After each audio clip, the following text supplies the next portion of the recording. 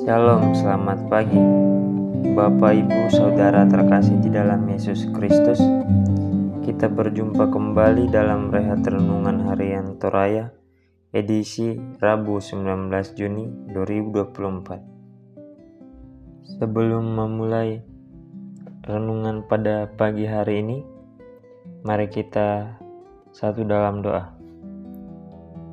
Allah Bapa dalam kerajaan sorga, kami datang kepadamu dengan kerendahan hati, memohon bimbingan dan pengertian-Mu.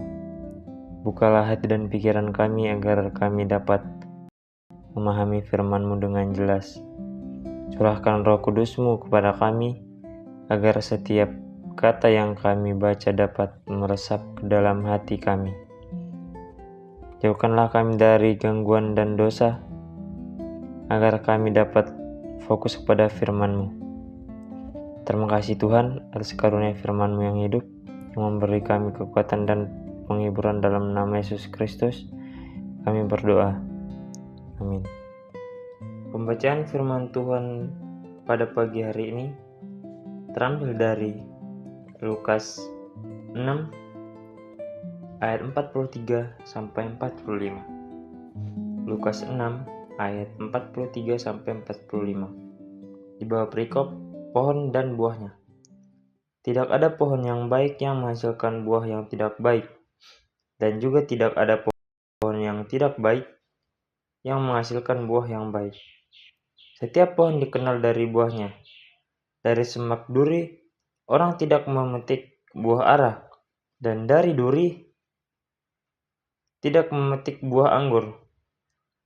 Orang yang baik mengeluarkan apa yang baik dari perbendaharaan hatinya yang baik, dan orang yang jahat mengeluarkan apa yang jahat dari perbendaharaannya yang jahat.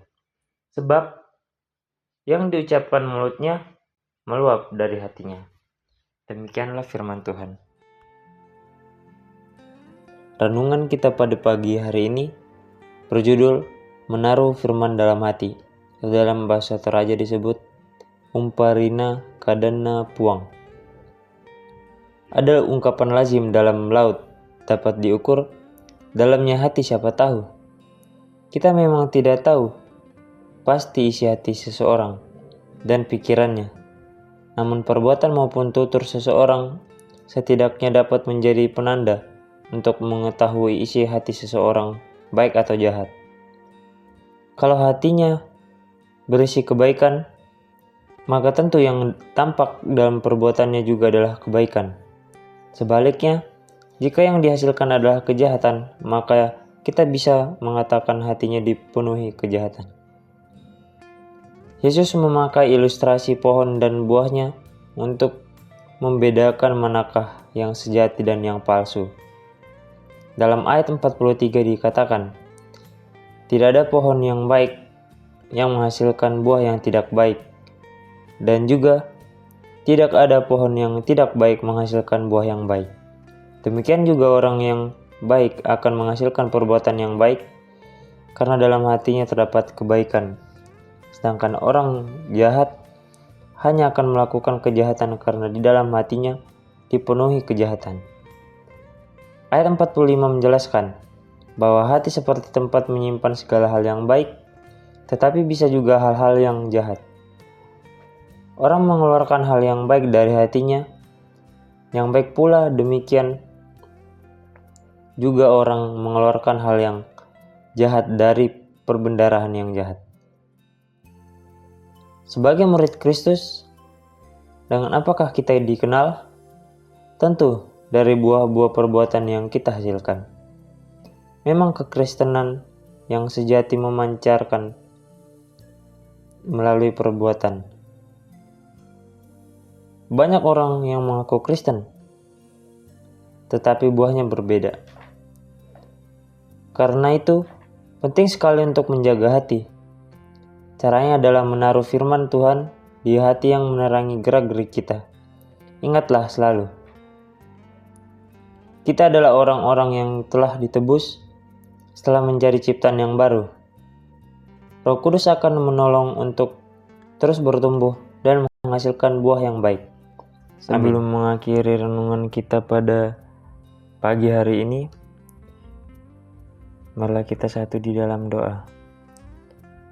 Allah Bapa dalam kerajaan surga, kami bersyukur atas waktu yang telah kami habiskan bersama firman-Mu. Terima kasih atas hikmat dan pengertian yang telah Engkau berikan kepada kami. Kami mohon ya Tuhan, agar setiap kata yang telah kami baca dapat meresap ke dalam hati kami. Biarlah firman-Mu menjadi pelita bagi kaki kami dan terang bagi jalan kami. Tolonglah kami untuk tidak hanya mendengar, tetapi juga menjalankan ajaran-Mu dalam kehidupan sehari-hari. Berikan kami kekuatan dan keberanian untuk hidup sesuai dengan kehendak-Mu. Kami serahkan hidup kami kepadamu, agar melalui segala tindakan dan perkataan kami, nama-Mu selalu dimuliakan.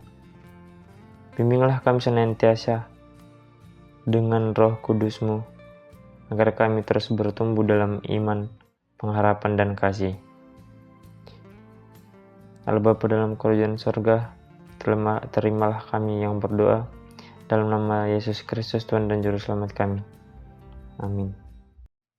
Demikianlah renungan harian Toraya pada pagi hari ini. Selamat beraktivitas, Tuhan Yesus memberkati.